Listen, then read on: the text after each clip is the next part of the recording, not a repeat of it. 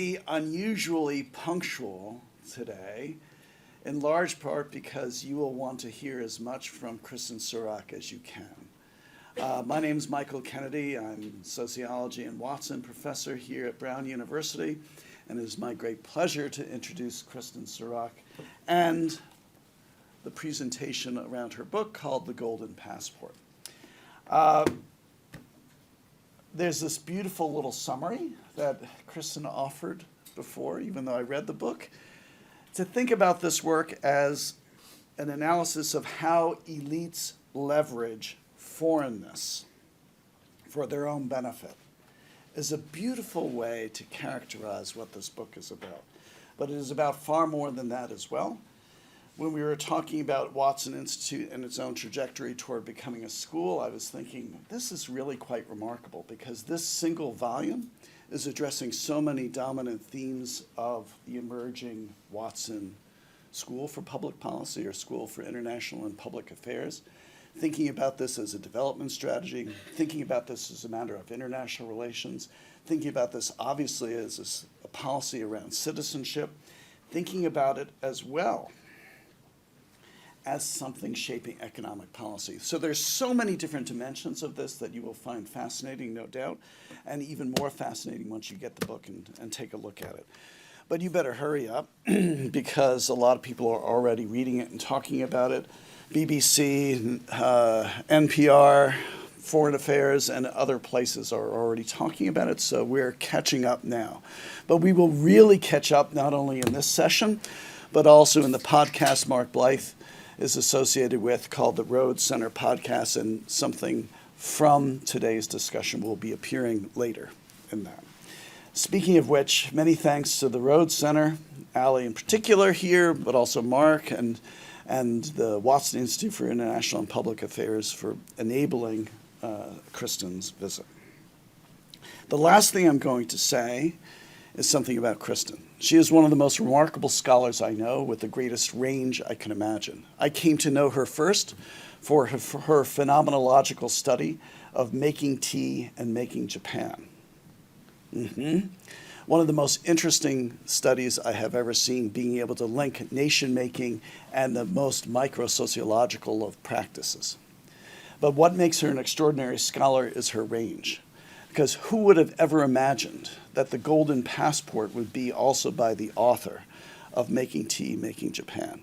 And it is a reflection, I think, of one of her distinctions, and that is that she is able to connect ethnographic studies to the most important macro-sociological, macro-political events of our time, whether in making nations or in making a completely new kind of regime of global policy.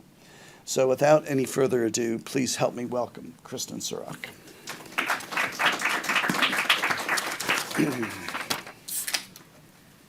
Great. Thanks so much for that very kind introduction. And it's an enormous pleasure to be here today and talk about my new book, The Golden Passport. It's even better than being at home and trying to write it, to finally have it out there. And basically what I try to do in the book is uncover how the global market in the sale of citizenship to wealthy people works. And I use that kind of as a provocation to unpack a lot of interesting dynamics that go on around globalization today. So in a way, it's kind of niche, but you might have come across this already. So if you ever fly British Airways, if you open up the in-flight magazine or watch the video now in the post-COVID world, there's always an advertisement for the sale of citizenship. If you land, for example, in the country of Antigua and you go through, this is the immigration booth at the airport, right up above, there's a sign for citizenship by investment. There's even trade fairs in global hubs. Here's one in Shanghai where you have people proffering their wares and going around looking at various options.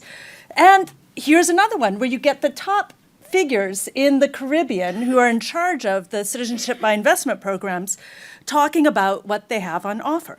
There's even gala events like the Global Citizen Forum. This iteration was on the coast of Montenegro, where you get people like Robert De Niro pitching citizenship in the Caribbean and declaring the need for global citizens.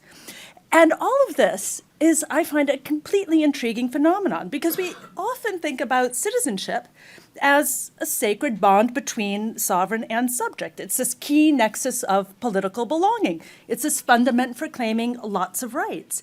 But states are now selling it. So what I do in this book is basically unpack how that global market works, looking at the politics, the economics, and the social side of it. How it's possible to sell citizenship in the first place, why states do it, why people want to buy it, even in peripheral countries, and what this tells us about globalization today, and how that it challenges us to reconsider some of our basic assumptions about the relationship between states and market, about the influence of geopolitics on core sovereign prerogatives, on the complex layerings of global inequalities, and about just what citizenship is and what it does in a globalized world.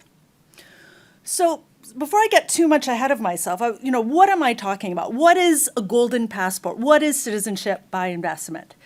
So this is a phenomenon that often gets described as cash for passports. You give money to a country, they make you a citizen, but it's really much more than that. And it's useful to distinguish it from two neighboring phenomena. So a sovereign can grant citizenship to whoever it wants in a discretionary manner. So, for example, New Zealand made Peter Thiel a citizen after he spent a few days there and donated to an earthquake relief fund. Or France made Snapchat founder Evan Spiegel a citizen because he made a great economic contribution to France, and then they proceeded to naturalize him in California. But these are individualized discretionary grants of citizenship for economic reasons. Citizenship by investment is a little different. It's a formal government program that grants citizenship based on a predefined investment. You invest in real estate or you invest in specified businesses, or you can make a monetary donation to a country, and the cost is usually about $100,000 to about $1 million or so. There's set price points, specified investment types, clear time frames, and a formal application process, show tax statements, marriage records, and the like. And you go through all of that, and you get citizenship. So in the end, it becomes kind of an off-the-rack program that anyone who ticks the right boxes and has the money can apply for. And then you become a citizen, and usually somewhere between 3 months and a year, and usually without even visiting the country. In fact, most people avoid it if they possibly can, because it's the money and not the person who's supposed to be resident. And you can find it, for example, on government websites. Here's St. Kitts, where you have the head of the Citizenship Investment Unit touting its latest limited time offer, and you can go and Google all of these things if you want to see what this looks like in practice.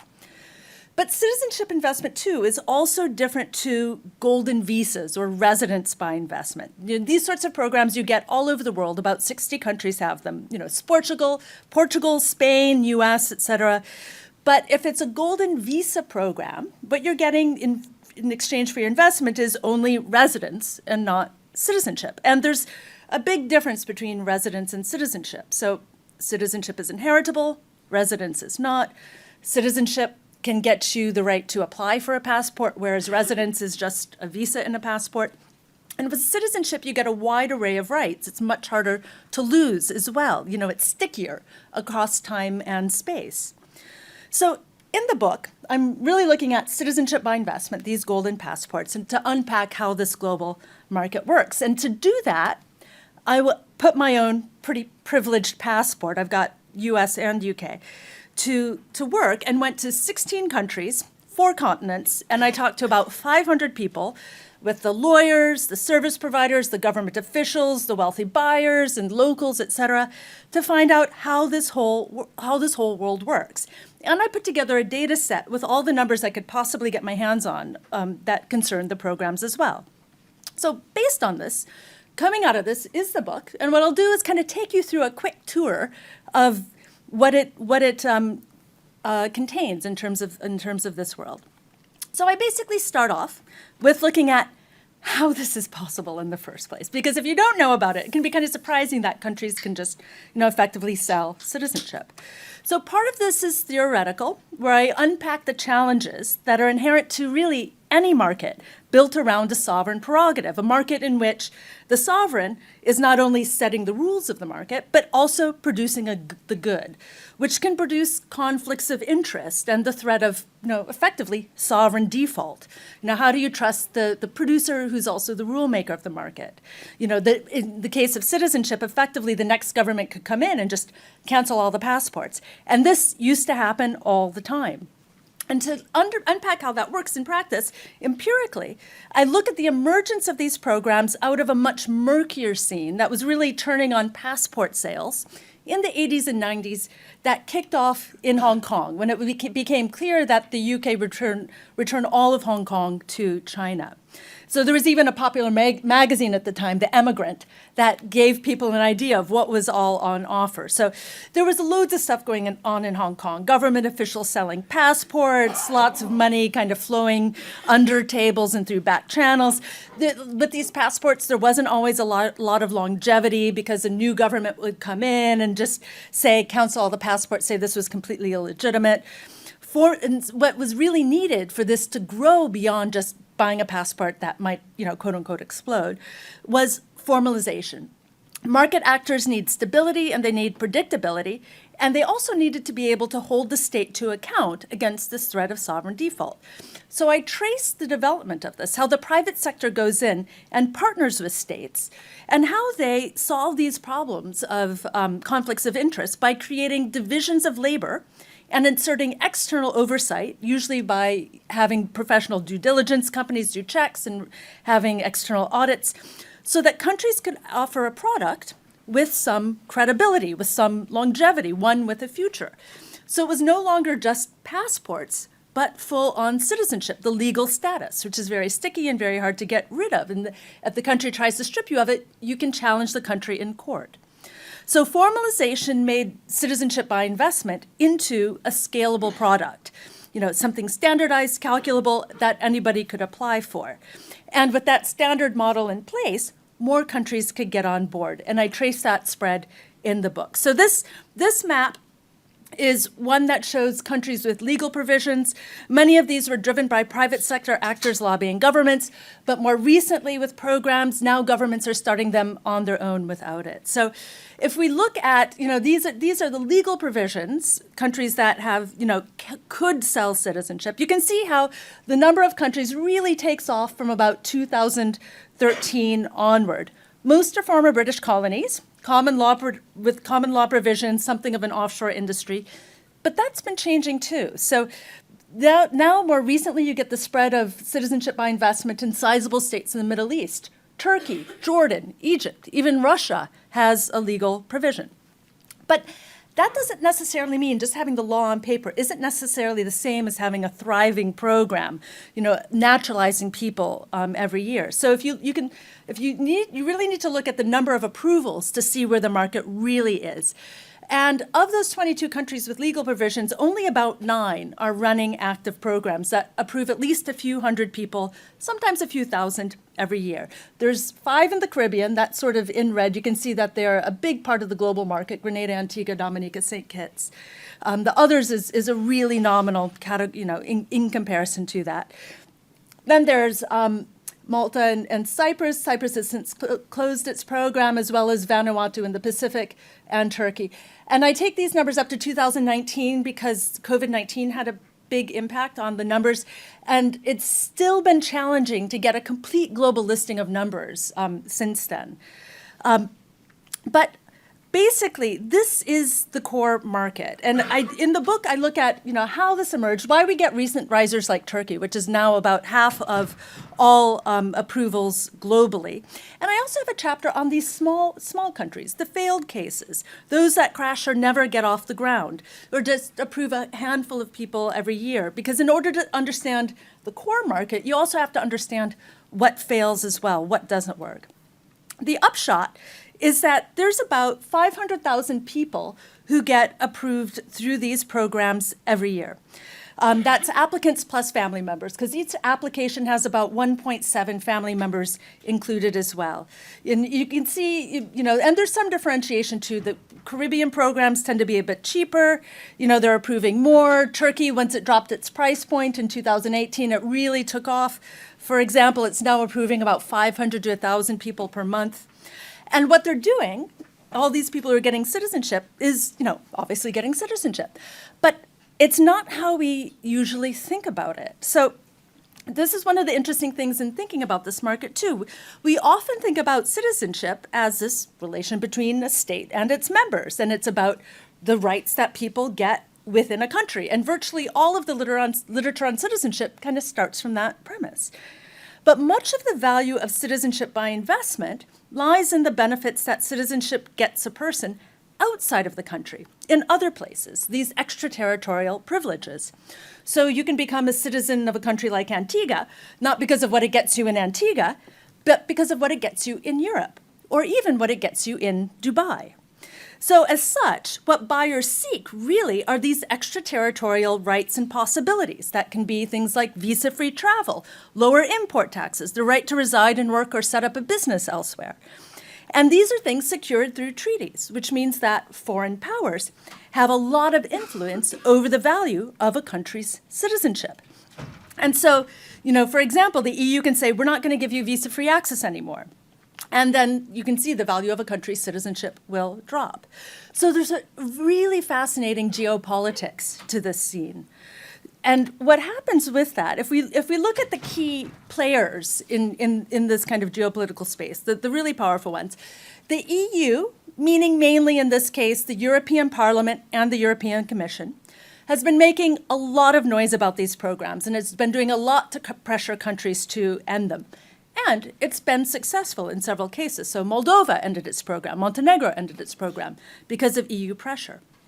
But the real sort of backroom broker in all of this is the US, which is able to take its own geopolitical interests and its own border policies and transpose them onto the naturalization policies of other countries. So it gets a say in who other countries make a citizen, which is kind of astounding. And it does this in a few ways. So one of it is in vetting. So countries in the Caribbean, as well as Malta is the only country in the space with visa-free access to the US. They run their final lists of people who are about to be approved past the US who can reject without giving a reason. The US will also tell governments which countries they can and cannot accept applications from. So, for example, when Trump rolled out his travel ban list, the core market, all these, in the Caribbean and in the Mediterranean, they fell into line and stopped accepting applications from people on Trump's travel ban list. Same thing has happened more recently with Russians. The US has said, told these countries you can no longer accept applications from Russians, even though the US will still give Russian citizens visas or even naturalize them on their own. The US, in addition, has a brake pedal in the form of US dollars and clearing through corresponding banks in New York, which is a slightly more complicated thing. I won't go into detail, but the US has quite a lot of influence. And the upshot is that it can transpose its border regulations and its own political interests onto who other countries can make members. So it's not merely a politics of legitimacy, but really a geopolitics of legitimacy that's crucial for this market to continue to work. These selling countries need to ensure that dominant external powers countenance their offerings. And the reason why that's possible in the first place, because you think there's very little in international law that determines whom a country can or cannot naturalize and turn into a citizen that way. It's really, a really clear case of a domain reservé of the state. But you get these geopolitical power plays, in part because traditionally, the countries that are selling this are microstates. They have populations of less than 1 million, sometimes even less than 100,000 people. And for a country that small, the economic possibilities of selling citizenship are absolutely huge. And so you can see this in a number of cases. This is estimated CBI, citizenship by investment income. It's just number of applications approved multiplied by the minimum investment amount. And you can see how it's more than 5% of GDP in a number of places. It's really striking. Blue is pre-COVID, and then orange is post-COVID, and you can see how several countries become even more dependent on this as a revenue source when tourism shuts down. So you get places like St. Kitts, Dominica, Vanuatu, where it's more than 10% of GDP. It can, by a rough and ready estimate, it can be as high as 50%, but the reality, as I'll go into in a minute, is that it's going to be significantly less than that, but still at least 10%. And what's really striking is that even in more powerful economies like Malta and Cyprus, it can get close to 5%. In Malta, citizenship was behind the country's first budget surplus in 20 years. It was the number 3 export in Malta, in effect, and it's the number 1 export in St. Kitts, Dominica, and Vanuatu, which is quite striking. And on top of it, several of these governments have become quite dependent on this as a source of revenue. Just in terms of the money that the government is clocking on its books coming directly to the government alone, it can be more than a government takes in all taxes combined. So you can see this. Dominica, over 50% of government revenue is coming from the sale of citizenship. Vanuatu, almost 40%. A third of what the St. Kitts government is running on is the sale of citizenship. So, but one can ask here, is it really delivering what it promises in terms of development and building the country? And I have a chapter in the book in which I ask local people as well what they think about it. I went to 6 different countries where citizenship was on offer. And I would ask, what do you think? And I found in the main it was partisan politics that determined opinion. The current prime minister is great. I hated the prior one. The prior prime minister is great. I hate the current one. But most people had little problem with the concept in general. They weren't saying, oh my God, I can't believe we're prostituting ourselves. But rather, what else do we have? However, they would often raise questions about just where the money was going, and for good reason. Because sometimes you get the money going in to build these lovely tourist developments that help build the economy and supply employment, et cetera, and you can get these skeletons that never get finished and just sit there rotting and marring the landscape. And that's because of the system of commissions and kickbacks that lubricate the market. So I also looked at the migration industry that connects supply and demand, and this competitive market around which it turns, and the extended supply chain, much of which is unseen, even to people naturalizing through these programs. But nonetheless, virtually all investor citizens are a part of this. They almost all file their application via an agent, some sort of private firm that helps put together the application. And that agent will send it on to another agent who might assemble the file, do a little bit more work, and then they'll send it to another agent who's based in that country who'll submit the file again, and they're all getting fees for that. So that it's interesting because this supply chain is expensive, but everybody goes through it for a couple of different reasons. And I won't go into too much detail here, but buyers are, avoiding the hassle of paperwork, they're getting local oversight, they're filling information gaps, they're getting some trust with the local person they're interfacing with. The different agents along the thing, they might not know what's going on in different parts of the world. They might be getting more numbers going through by outsourcing part of the work to others, and governments end up getting less because they're paying, they're paying commissions to agents as well, which can help make them more competitive in terms of the market, but it can also facilitate kickbacks to government officials too. So you get this transnational extended supply chain that creates great challenges to regulation because the money that the industry is making by flattening borders for its clients are the same borders that are protecting them from state regulation because jurisdiction usually stops at the end of a state's territory. And so what's important to look in terms of how this whole market works is that there's a particular ecology between the public and private sectors that make it possible, but then also determine the flow of money within it. And this can end up, in terms of these different public-private relationships, it can be symbiotic, where the state and the private sector are fulfilling different specialized roles that help the market to work better. You can find substitution, where the private sector makes up for absent state capacity, particularly in very small states. It can be collusive, where you get some of this helping to facilitate corruption, where the public and private might team up to drain funds off the side for themselves, or also occasionally commandeering, where the private sector simply takes over from what the government is doing, and the government is, maybe not even completely aware of what's going on. And this can raise a lot of questions as well, like so who's going for this? Who wants citizenship in a peripheral country? And especially since they're not even going there for the beaches. And so if we look at demand, we can see it usually comes from three regions. There's China, the Middle East, and Russia. Although interestingly, the big growth market at the moment is the US. So watch this space come November, for sure. But basically, we see the spread of capitalism, the growth of new wealth outside of its Western core, sometimes facilitated by weak legal structures, sometimes in a setting of political precariousness. And we can also see from this, there's some channeling into particular regions as well. So Russians have traditionally gone for EU options. Now it's a very, very different story. Middle Easterners have tended to go for Dominica or St. Lucia. China traditionally has gone for a place like St. Kitts, but they are very reluctant to release their numbers because they recognize Taiwan and not China, hence big demand from China, et cetera. So, but this can also raise a lot of questions still. So why would a wealthy Vietnamese businesswoman, for example, want to buy citizenship in a country like Antigua? And it's not tax evasion, for the most part, because very often these people are from places where governments aren't very efficient or very effective in collecting taxes. So in the interviews that I did, I found there were basically four key motives that opened up people to these options or made them desirable. The first one was present mobility, visa-free travel. Now, this could be somebody like a tech entrepreneur with a PhD who's from Pakistan, moves to Dubai, is making good money, but can't easily travel and needs to do so for work because he only can go to about 30, 35 countries with a Pakistani passport. But there's also interesting variation with this. People with good passports, like US citizens, trying to, quote unquote, get the target off their back and traveling on a passport that doesn't carry the aura of Uncle Sam wherever they go because they're afraid of being kidnapped.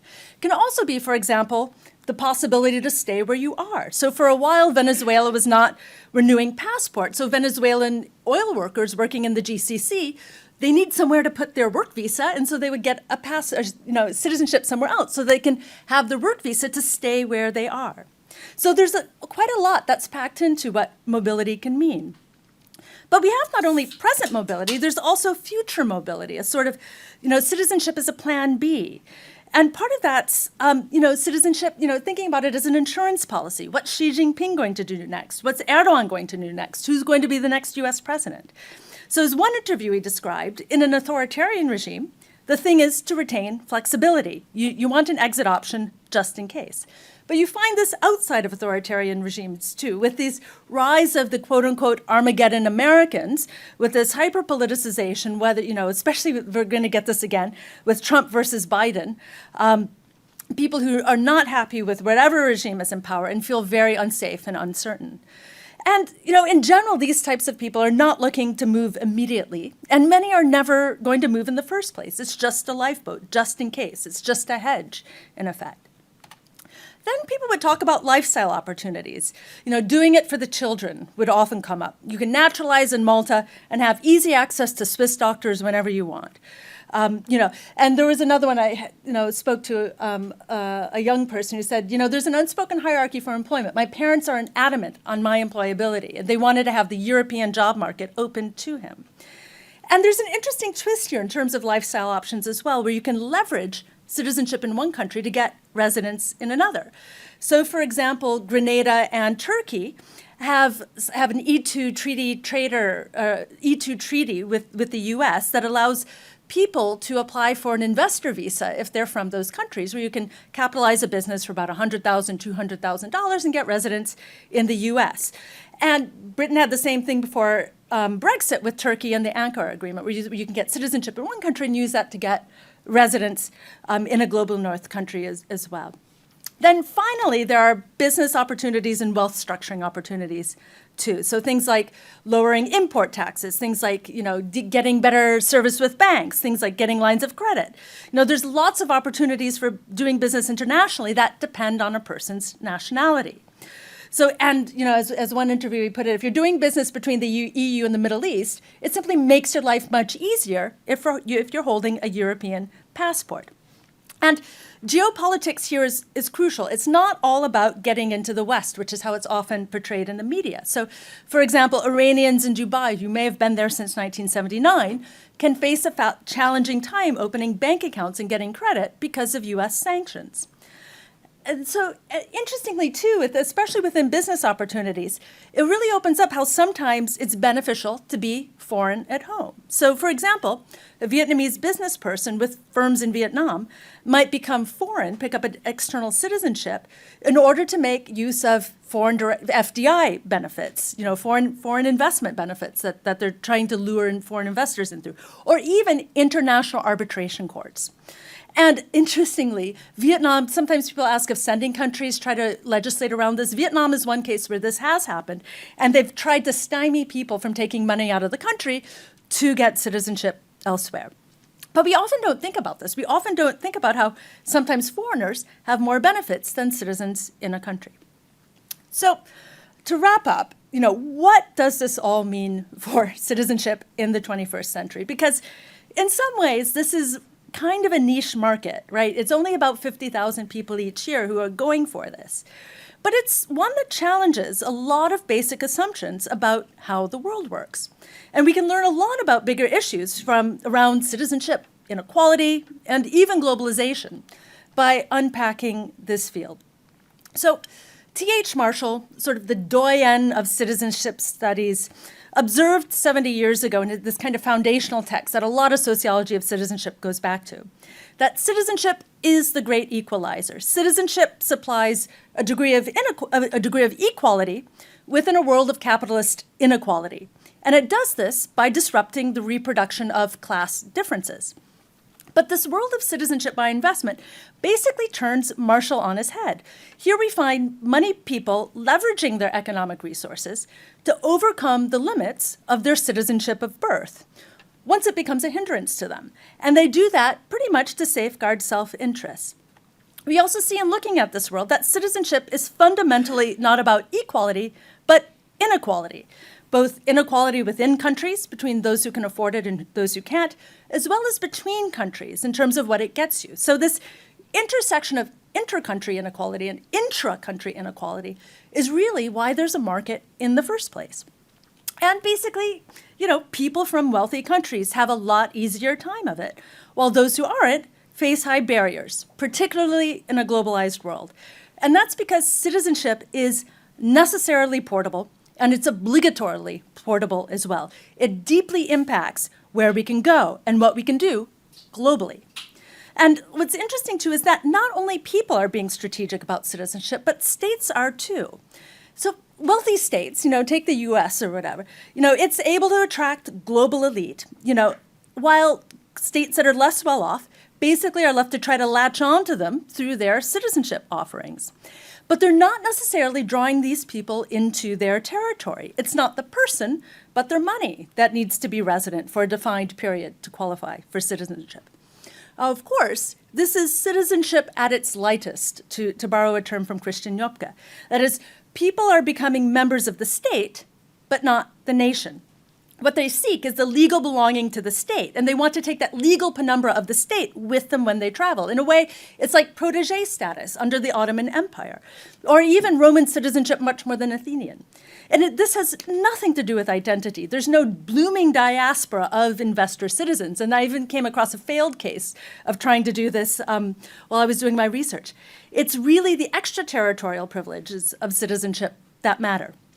Then, another question that often comes up, so is this just growing neoliberalization? Now, in a way, it kind of depends on how one defines neoliberal or neoliberalization, but even outside those debates, any market built on a sovereign prerogative depends on some sort of collaboration with private actors in order to work. And if you look at the history of sovereign bond markets, for example, you see that, they predate, all these neoliberal reframings of recent capitalist transformations, but operate in very much a similar way. And if you break down the types, I think what's more important than saying it's neoliberal or not is to really break down the types of interface between the public and private in this world. And there you find different configurations, ones that can be symbiotic, ones that can be substituting, ones that can be collusive, ones that be even commandeering. So it's more than just, it's not even merely a matter of a migration industry or the private sector being involved. What's more important is this wider ecology of how the public and private interface for the market to work, or not. And then finally, globalization. So we live in a globalized world, one in which capital moves across borders with far greater ease than people. But in this globalized world, we don't have global citizenship. Instead, it's a status that continues to divide. It affects where we can go, how we are treated, what rights we have, not only at home, but across the planet. And this extraterritorial side is absolutely crucial because we're stuck with citizenship as much as it is stuck to us. We take it with us wherever we go. And if you happen to have been born into a pretty good one, be aware of that, what that means, and check your passport privilege. But also remember that it's not going away anytime soon, because as long as countries anchor global capitalism, citizenship will anchor global mobility. I'll stop there. But thanks very much for your attention.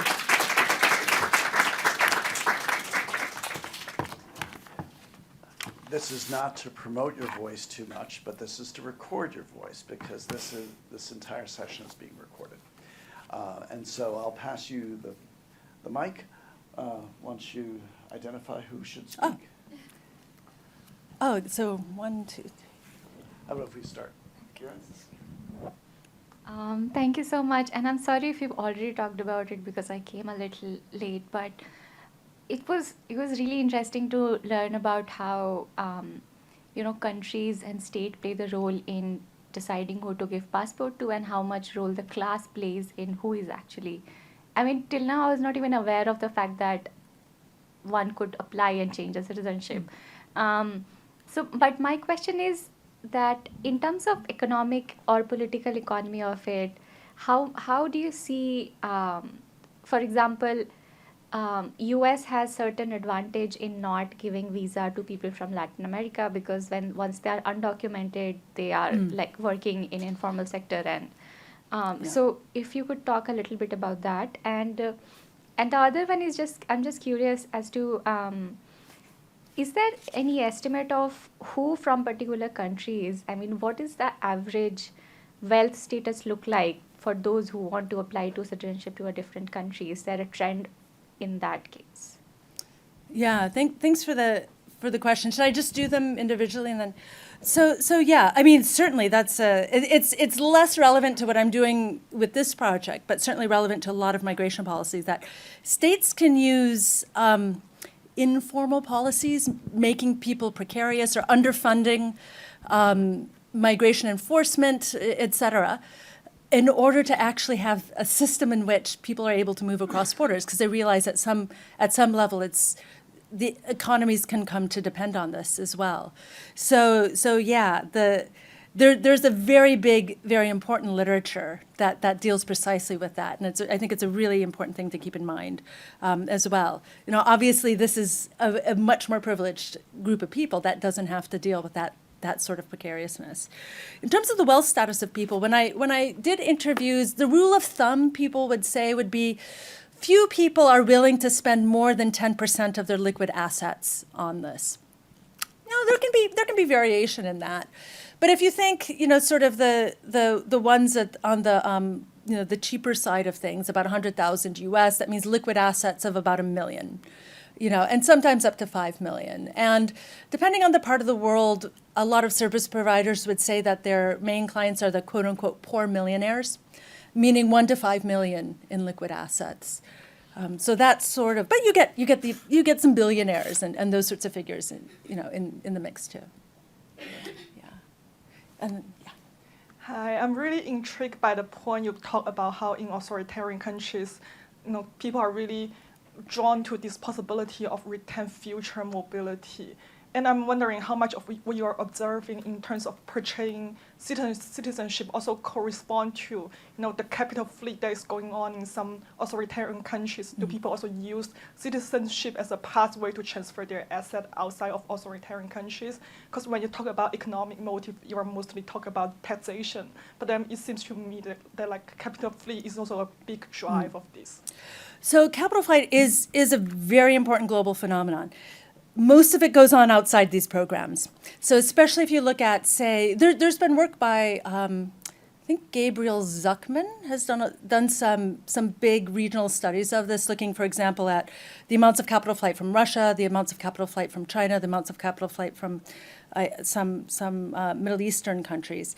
And most of that can go on without these sorts of programs. So even thinking about the Chinese case, Belt Road Initiative would be an easy way to get money out because that goes outside the foreign exchange control regulations. There's a lot of double bookkeeping in different parts of the world, so all those apps that allow you to, transfer money. That's, I think, where the vast majority of this stuff is going on. And what I find interesting in all these economic motives is that I think if there were real wealth structuring, real tax avoidance or tax evasion or real capital flight to be done through this, it's not to say that it can't be a tool in the toolbox, but the numbers would be way, way, way bigger because all those phenomena really are much bigger. Thank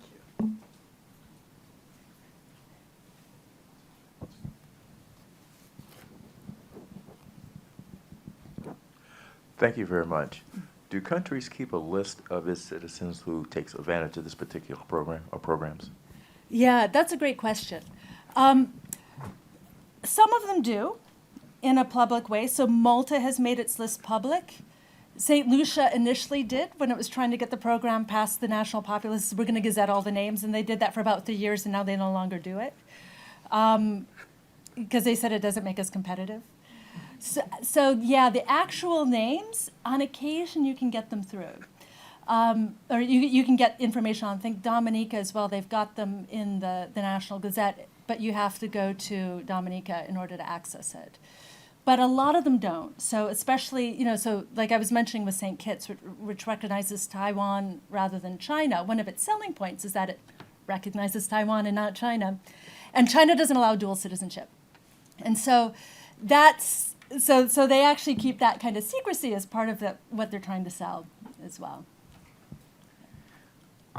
What motivates countries to stop selling citizenship other than external pressures from, the U.S. or the EU or others? And then, do these countries kind of find themselves in a bind when they start reaching certain amounts of the share of government revenue comes from these citizenship sales? And how then, what have you observed in changing policies when it's not just due to these external pressures? Yeah, so far I'm trying to think of a case where it might not have been an external pressure. Belize revoked its law, I think in 2011 or 2013. It already stopped after 2001, which I think was U.S. pressure following the Twin Towers, and then it revoked its law, and I think that was largely internal. And I think there's a difference between countries that are actually doing real numbers in terms of approvals and countries that just have the law on the books. What I found interesting in looking at the Caribbean is that there's changes in political power all the time in these countries. They're very sort of lively democratic countries.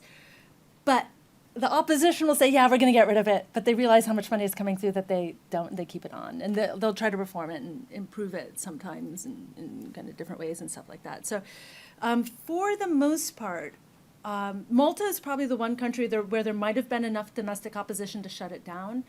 The EU doesn't have legal jurisdiction over citizenship of its member states, even though the EU has been pressuring it.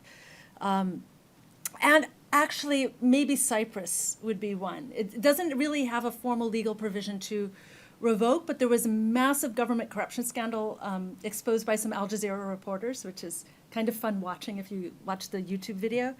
And that led to the program being shut down in Cyprus as well.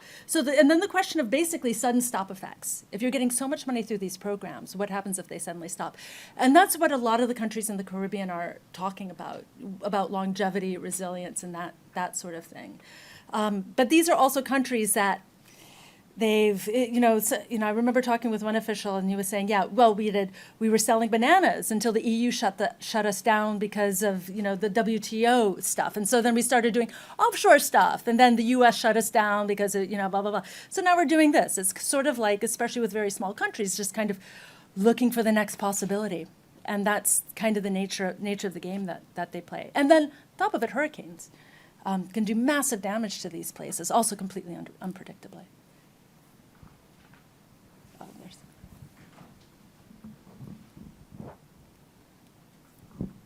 Yeah, hi. I really love the part on personal motivation to buy citizenship, and also like sort of they are a member of the state but not a member of the nation, because in China there are actually a lot of very wealthy populations sort of buying citizenship outside of China and then send their children back to China so they can get into top universities in China, because the bar for foreigners are considerably much lower.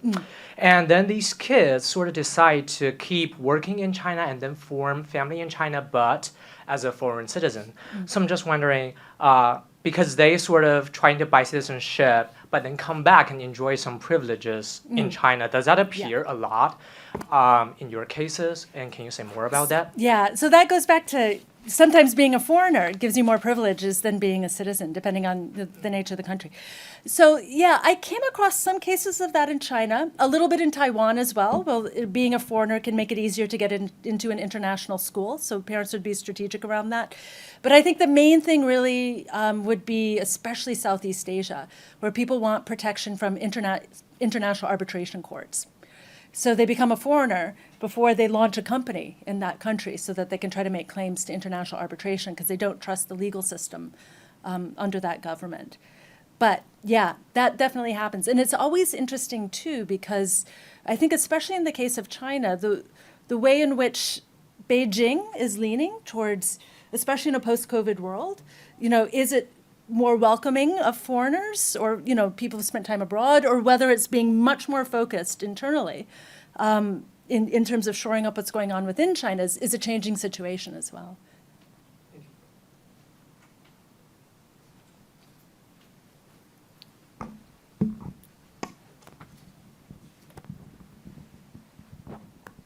Thank you again for being here. Pardon my voice.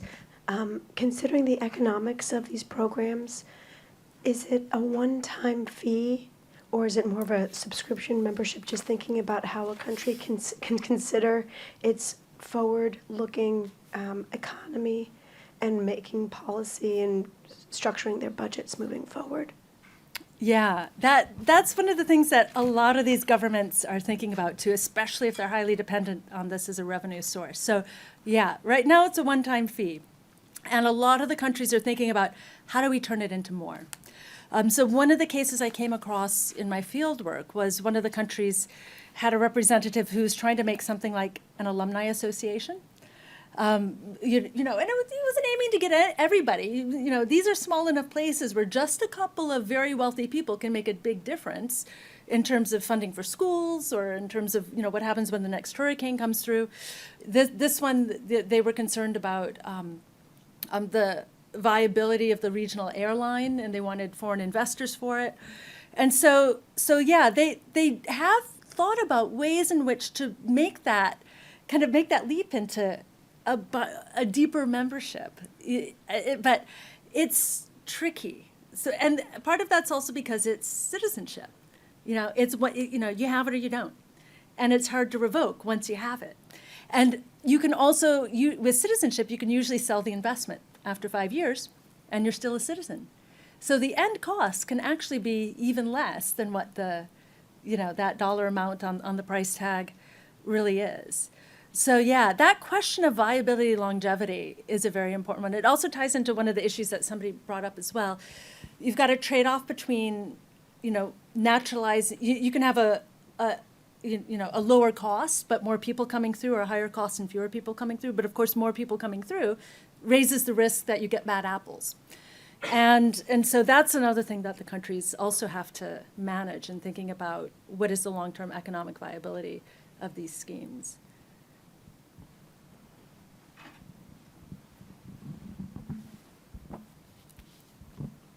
Thank you for the talk. I was just wondering how you came across this research topic. It's a great question. And I'm so happy I did, because it was a lot of fun travel. So ironically, I was doing a big study of quote-unquote guest work programs, temporary low-paid labor migration programs, where people go to a country, usually get paid very low wages. They work, but have a hard time becoming citizens. And I was doing this global comparison of these different modalities of, quasi and semi-inclusion, but fundamental exclusion, and how that works in different parts of the world over time in the transition from empire into sort of late 20th century nation states. So this big, massive global comparison, and then Malta started selling citizenship, and it hit all the headlines in Europe. And I thought, oh, hey, isn't this great, kind of cool? It's like the exact opposite of what I've been looking at. It's not poorly paid people who go to a country and have a hard time becoming citizens. It's wealthy people buying citizenship in countries they've never been to. And I thought, oh, this will be a great, final chapter to my big magnum opus on low-paid temporary migrant work programs.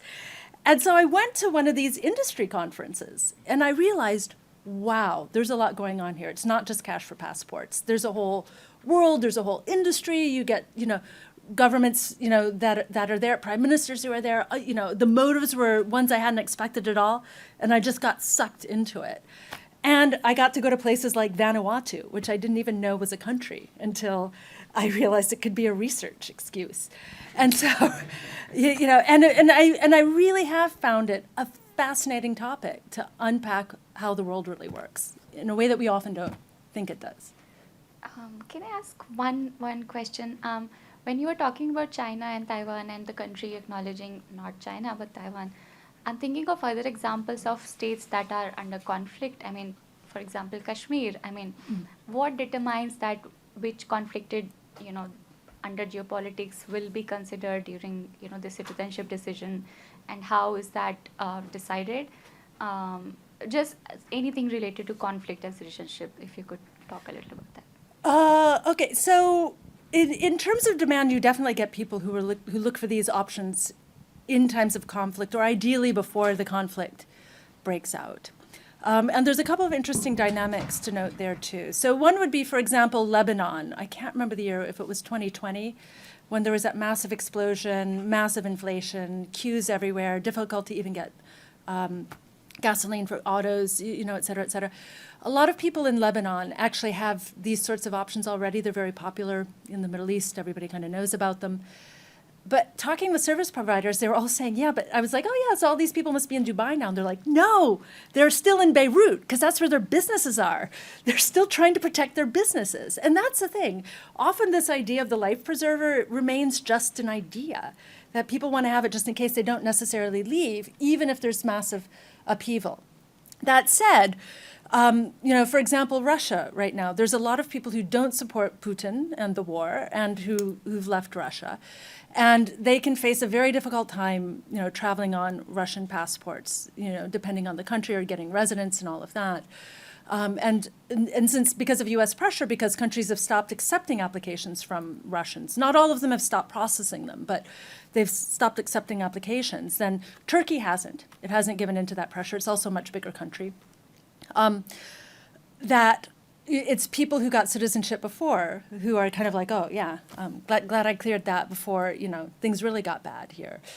And so yeah, the conflict is a big push factor. But any person who's making money off of this will tell the person they're trying to sell it to, but you want to have it before the conflict happens, because that's when geopolitical pressure can make it more difficult.